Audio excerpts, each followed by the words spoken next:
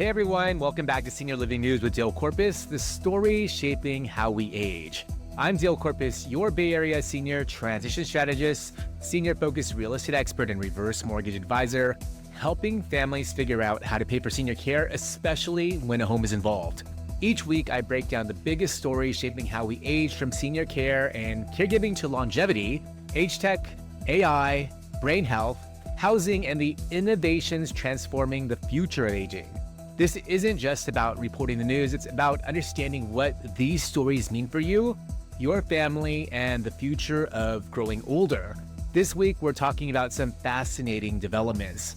Are peptides really the anti-aging breakthrough some people claim they are? Could humans someday live to nearly 200 years old? What habits does one of the world's leading aging researchers actually follow himself?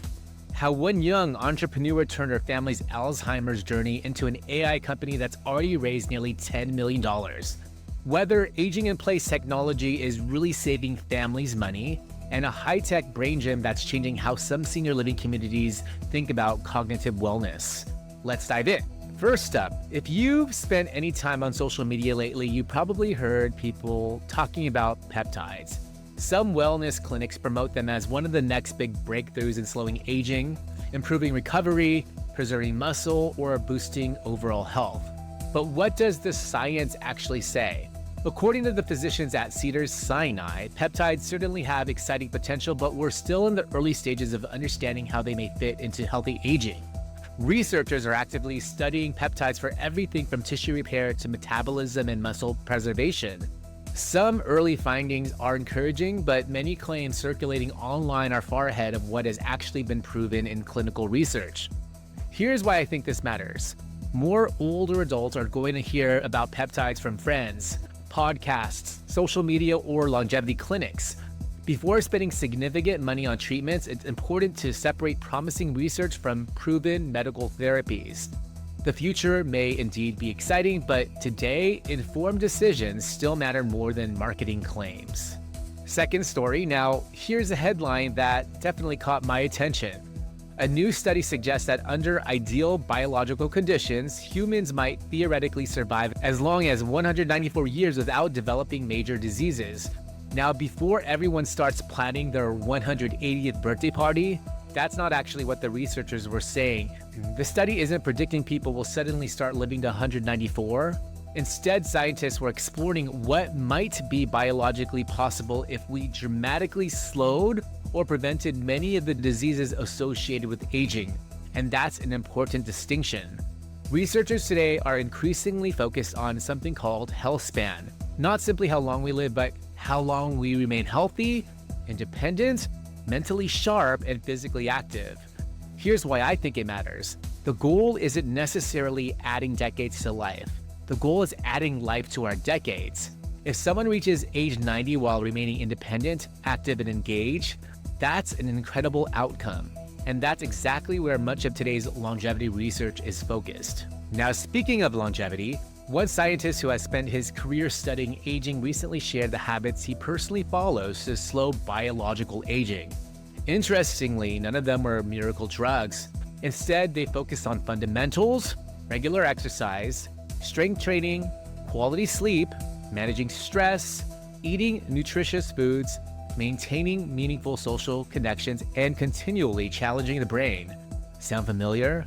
Probably because these same habits consistently appear across decades of aging research. Here's why I think this matters. Many of us are constantly looking for the next breakthrough, but the biggest gains often come from consistently doing the basics well. Sometimes the most powerful longevity strategy isn't discovering something new, it's actually sticking with the habits we already know work. Next up, one of my favorite stories this week wasn't really about technology. It was about purpose. A 30-year-old entrepreneur watched her aunt struggle with Alzheimer's disease. Rather than simply accepting the situation, she decided to build something that could help. That decision ultimately led to an AI healthcare startup that's now raised nearly $10 million. Stories like this remind us that some of today's biggest innovations aren't being built inside large healthcare companies. They're being built by founders who experience these challenges firsthand. Here's why I think this matters. As someone who works with families navigating aging every day, I believe we're entering an incredible period of innovation. Artificial intelligence won't replace caregivers. It won't replace doctors, and it certainly won't replace human compassion. But it absolutely has the potential to become another valuable tool that helps families make better decisions and improve quality of life. I think we're only beginning to see what's possible. Let's shift gears and take a look at this week's Innovation Spotlight. More families are turning to technology to help loved ones remain safely at home. Some reports suggest families can spend as little as around $39 per month on smart sensors, medication reminders, fall detection devices, and monitoring systems instead of moving immediately into assisted living. That's certainly encouraging, but experts also point out that many of these technologies still lack strong clinical evidence, proving they consistently improve health outcomes. Here's why I think this matters. Technology can absolutely be part of the solution, but technology isn't the plan. The plan is still having conversations with family, understanding finances, creating legal documents, coordinating healthcare, and knowing what comes next if circumstances change. Technology works best when it's supporting a thoughtful aging plan, not replacing one.